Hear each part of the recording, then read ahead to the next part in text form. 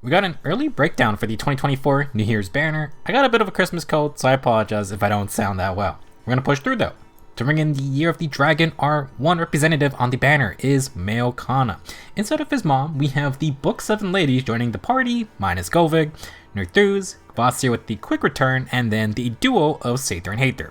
We'll talk about everyone's stats and skills, plus go over some general playstyle and build ideas.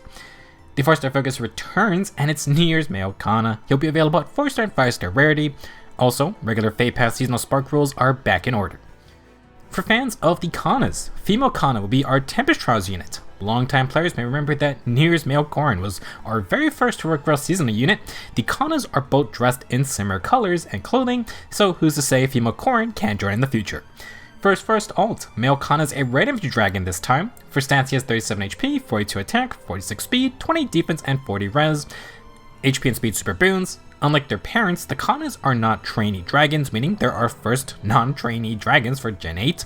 HP and defense is a little low for a melee unit, but excellent speed and somewhat high res. Among non-5-star dragons, both new Kanas are the new fastest and I think highest res options, just something a little different to work with from the past.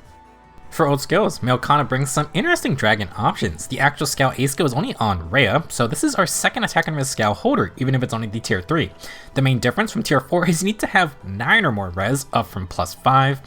As for Dragon Wall 3, there is no tier 4 yet, but you kinda have to feel it's gonna happen at some point. For dragons looking for a new weapon, Kana brings a new inheritable, the confusingly named Dragonstone Plus Dragonstone. It has 14 might, and if usable 25% HP, grant plus for all stats, reduce the foe's first attacks with an S by 20% of speed during combat, and if you outspeed, then you get full no follow-up effects. This inheritable Dragonstone is for the speedy dragons, and flat DR is kinda rare for a non-5-star. With the general plus 4 stats, Kana hits 50 speed in combat. 20% of 50 is 10, so he reduces the first attacks by 10 damage. Maybe it's a little reference to Female Corin, who has a couple ults with flat DR. Having flat DR against Brave Hits is pretty good, although not sure that's going to save Kana against all the crazy stuff nowadays. To help a little with Dragon Wall, Kana combos percent DR with the flat DR. If you're not aware, the percent DR is applied first, so it's possible to take 0 damage with flat DR applying second. Overall though, Dragonstone Plus is definitely the next best tier behind arcane level weaponry. Also, it's kind of just one of the few to cater to the faster dragons. New Year's Male Kana has a fun base kit. He wants to use his high speed to outspeed for no follow-up, and he gains more flat DR the faster he is. With his decent res, you have 2 res checks to win for Scowl and Dragon Wall percent DR. Scowl, no follow-up, and then percent DR with flat DR. You can't say many units get this combo of effects. If you want more speed and res, you can take self-buffing skills like Speed and Res Oath or Menace. Sadly, no tier 4 Oath for this variant, and Speed and Res Menace is on one 5-star Arthur only. You could settle for attack and res versions if you don't need all the speed. Kana is decently fast at base. Besides getting Scowl 4 for easier res checks, there are a couple Dragon Wall replacements, at least until a tier 4 releases. From his Halloween Mom, Dragon's Wrath 4 has 25% DR with extra burst on the first hit. From Brave Mom, Counter Roar 4 seems a bit stronger with slightly more DR and extra damage coming on counterattacks after you get hit. It has attack and speed debuffs and 7 HP healing after a fight too. Brave Corin is also kind of just back on the banner right now. If you want to go aggressive with more quit on perks, then Temple 4 can give half DR piercing. Guard 4 isn't the percent DR option. For A skills, if Scout isn't your thing, you could run an actual DC A skill instead of the Dragon Distant Counter Seal. Unity or Finish are other fun skills. In that C slot, Smoke 4s are pretty good, and Pledge is a cooldown option if you don't want to run Darting Breath or Flashing Blade. For other weapons, if you wanted the best chance at having Scowl active, Grail unit Halloween Nils has Surprise Breath Plus. This grants plus 4 attack and res and deals the foe's attack and res, which can lead to some nice res stat advantages. As usual, Arcane Grima is on the table, but I'm gonna save that conversation for Female Kana. Like before, the Kanas are virtually identical units, just different colors, one you got a gotcha versus the other being a Grow unit. Female Kana has a new inheritable Dragonstone as well, but to no surprise, Male Kana's weapon is more interesting, at least in my opinion. You may want to summon a copy to give to her.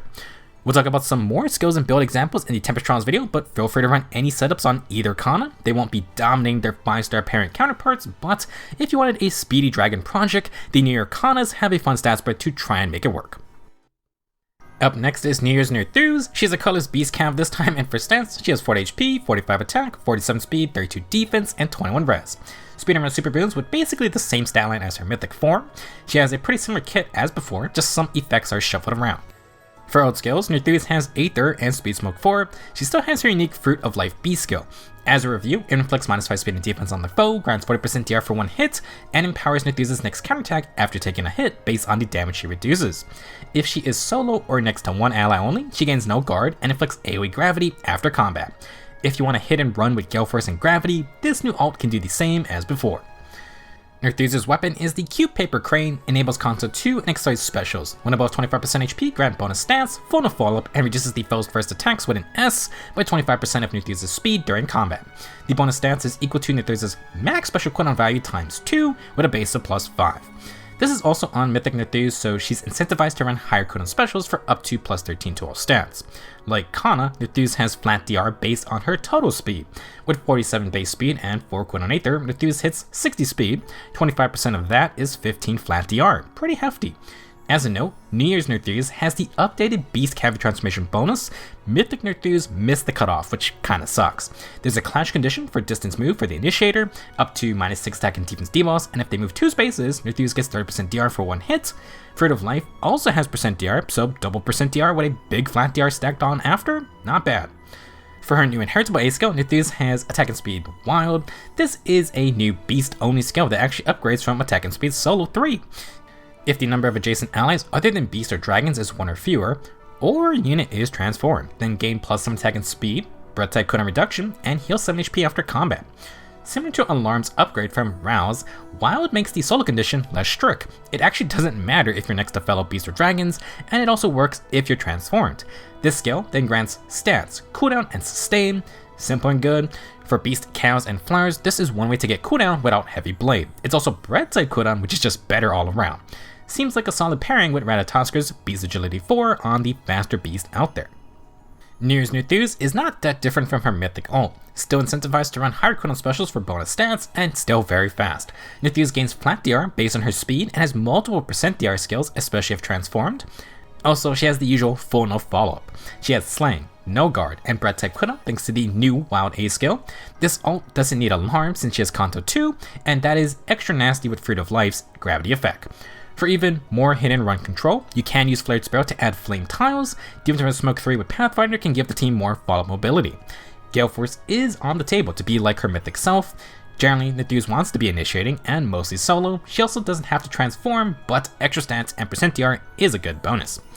For other skills, Wild is tough to replace due to its cooldown perk. You can use Clash 4 or Flared Sparrow, but Nerthuz will need another cooldown skill like Heavy Blade. If you can stay transformed, Prime Force's encounter would appreciate the bonus % DR, but again, loss of cooldown means Aether is not as easy to proc. You can also go for lower cooldown specials, but you are losing stats.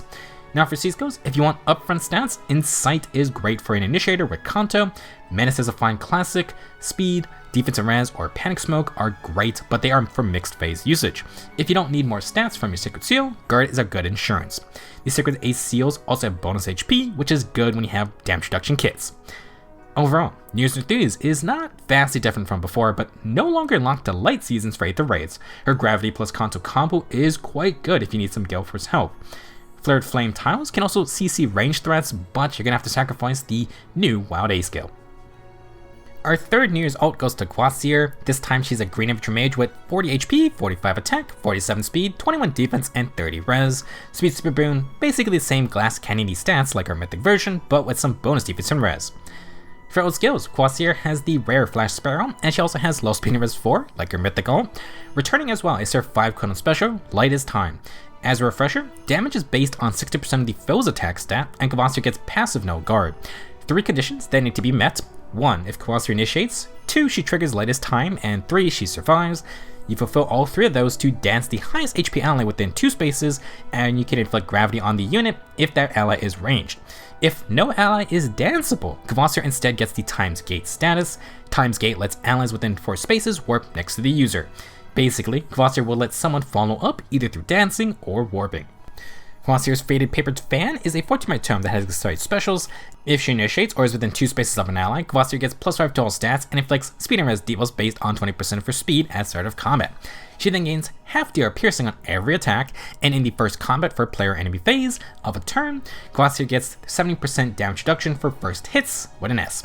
After combat, if she attacked, inflict the flash status on the target and foes within 2 spaces. From her recent mythic ult, Kvasir still has slaying, stats, debuffs, and that 70% DR. She really relies on that for survival. New effects are partial DR piercing, and instead of panic smoke, Kvasir has a flash smoke type effect to block counterattacks. With Lightest Time enabling allies, this just makes their follow-ups easier and safer.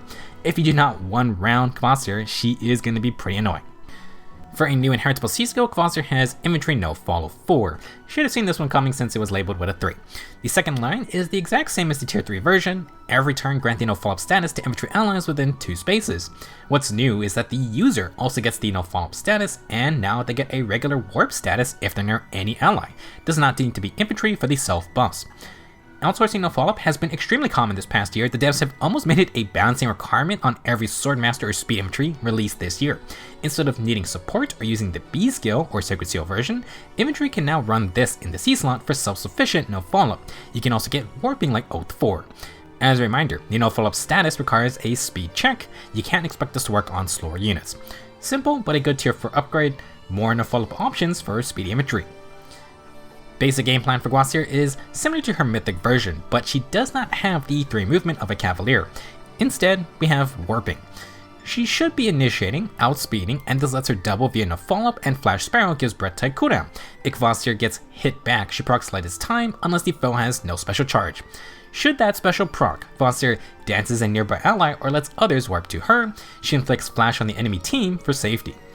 Like before, Kvasir is fully dependent on her 70% DR to survive, and she has to get hit to get her 4 cooldown for Lightest Time to proc on her follow-up attack. Duo Winter Violet is literally going to delete this ult, and our new legendary can give anyone half DR piercing, so dangerous times ahead. For general content, Kvasir does keep the 70% DR on enemy phase. She is not a free kill outright. Like her mythic ult, some clear weaknesses, but if Kvasir is not stopped, she can snowball the assault. You still gotta be careful. For other skills, instead of low, you could try Tempo or No Follow-up 4. 2 50% DR Pierce effects will stack for 75%. If that interests you, maybe drop Latest Time for a quick and dirty times pulse pre-charge setup. Occultist's Strike is another pure damage option. For safety, we could use Wind or Water Sweep, but if Kvasir doesn't bring extra cooldown support, you're not proccing Latest Time in 2 hits. It can be an option if you want the annoying flash status only though. For other skills, if you can get no follow from elsewhere, Pledge can substitute for Flash Sparrow. Not sure that's really worth the trade-off though, since you're going to lose warping. If you don't have any other needs, a smoke debuff can keep up the pressure once Lightest Time kicks in.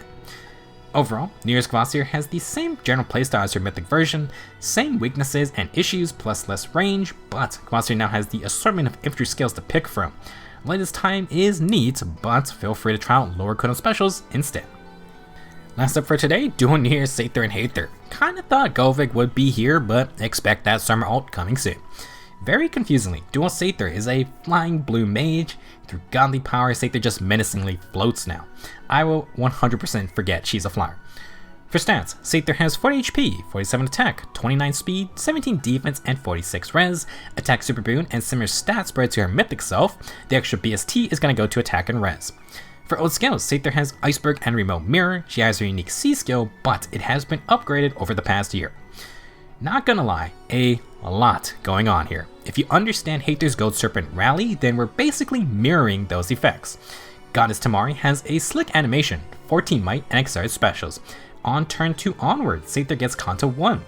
At start of every turn, if she's above 25% HP, grant plus 6 attack against field boss and default denial status to Seiðr and allies within 2 spaces.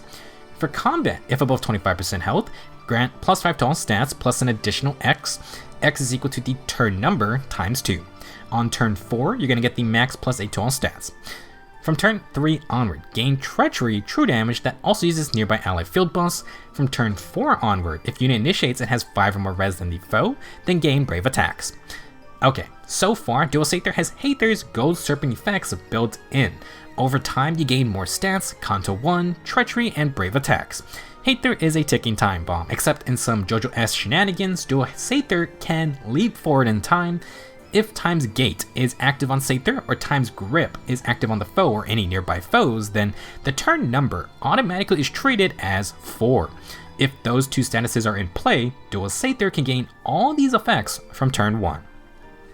If you didn't recognize Time's Grip, it's a new status coming from Seiðr's upgraded C skill.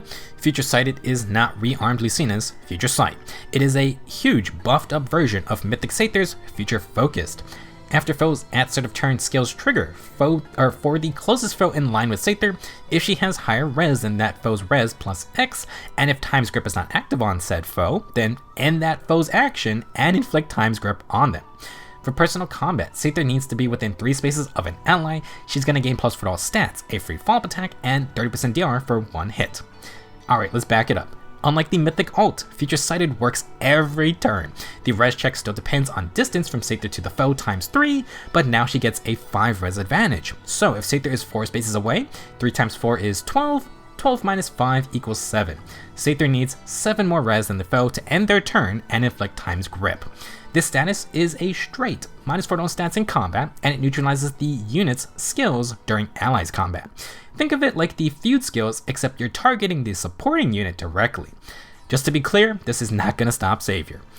Essentially, Future Sighted prevents someone from playing the game. They don't get to act, and they don't get to support the team. If they fight, they're just losing 4 stats. Going to be interesting to see Duo Seiðr in action because now you can slap her on a defense team like in Aether Raids. Heck, why not use 2 to cover 2 lanes, and if the foe tries to tank her, Seiðr potentially unleashes treachery-induced brave attacks. The res check and current directions still need to be met, but this is certainly a major upgrade from Mythic Seiðr. For their dual skill, grant Time's Gate and the Bread type Kana status to unit and allies within 4 spaces for 1 turn. First off, if you can't line Time's Grip on anyone, just press the dual skill to gain Time's Gate. This triggers the turn 4 conditions of Seiðr's weapon, so immediate treachery brave attacks. You're also going to get cooldowns, so those brave hits can proc a Slang Iceberg. Cooldown support is nice, but then everyone can get Time's Gate, meaning mass warping potential. For all allies in range, Seiðr can now warp to them, or they can warp to her. I hope you got Warp Bubble or Ratatosker. Last new skill is Sabotage Speed and Res 3, only the second variant for these tier 4 Sabotage skills. At start of turn, if any foe's res is less than the units and that foe is next to another enemy, then inflict -6 speed and res debuffs on that foe. In combat, if you have higher res, inflict additional speed and res debuffs equal to 3 plus the highest penalty on each of those stats between the target and nearby foes. It's gotten confusing, but the Sabotage style debuffs and the Sabotage status have become separate things. The second part of the tier 4 Sabotage B skills is the same as the status effect, which is stackable. Overall, for enemies not hit with Future Sighted, Seiðr has extra debuffing range. Time to compile this monster list of skills. First off, Goddess Tamari gives +6 attack and res field buffs and follow-up denial support to the team.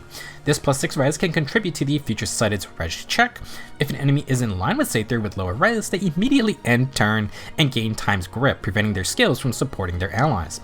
If Time's Grip is not removed, Seiðr can attack that enemy and they gain the full power of her weapon. +13 to all stats, sling, treachery, and brave attacks. The brave hits are player phase only, can count to 1 is another bonus. If the foe doesn't have Time's Grip, Seiðr can charge up every turn. You can instead use their dual skill to gain Time's Gate for the same turn 4 time jump power up. That skill also provides massive working potential and bread type cooldown. Now, besides treachery brave hits, Seiðr can also get a follow-up attack and 30% DR from her C skill. It also has another +4 stats. Remote Mirror offers more % DR, and Sabotage Speed and Res offers more debuff coverage. A lot of extra damage for Seiðr as well. The only major change for Duo Seiðr is considering Stillwater and Phantom Res usage to proc Future Sighted. It's easier to use now, but it's still a high res check the farther away you are. If you don't really need Remote Mirror, Stillwater is a fine replacement. You can use Phantom Res, but the extra attack from Stillwater will empower Seiðr's brutal damage potential. Speaking of which, try to pair Seiðr with a speed and defense field buffer. Treachery uses all the field buffs for more true damage. Speaking of damage, you already know people are just gonna run Flared Mirror and Occultist's Strike. Have fun if you play against people who can spend money on whatever skills. The instant damage skills are too good for all offense, and Occultist's Strike's true damage works double time with Seiðr's brave attacks. And now you can partner up with Legendary Camilla for partial DR Pierce. If you want more utility though, Seiðr can also use her Sacred Seal for any of the fly mobility options, aerobatics, guidance, you can even use attack and res rain. For specials, I would probably go for the 2 cooldown options, since if brave attacks do happen without the dual skill, you can proc that special on hit number 2. Duo Seiðr and Heiðr are not going to be fun to face. Future Sighted working every turn means every move counts, and in Aether Raids, these two can get flat res blessing bonuses. If you take too long to set up a plan, the ticking time bomb is going to explode. I also can't wait to forget she's a flyer. more movement options for future sighted. I'm sure the legendary Hinata and Camilla tag team won't partner up with another nuking flower. Thank you for bearing with my Christmas cold. That's going to be it for this banner breakdown. We have a couple days to wait, but up next we'll talk about the Tempest Trials. Not only is Male Kana just too adorable, but we have our second distant counter sacred seal, at least according to the data mine. We'll talk about that and more next. Thank you for watching, good luck summoning in 2024, and I will see you guys soon.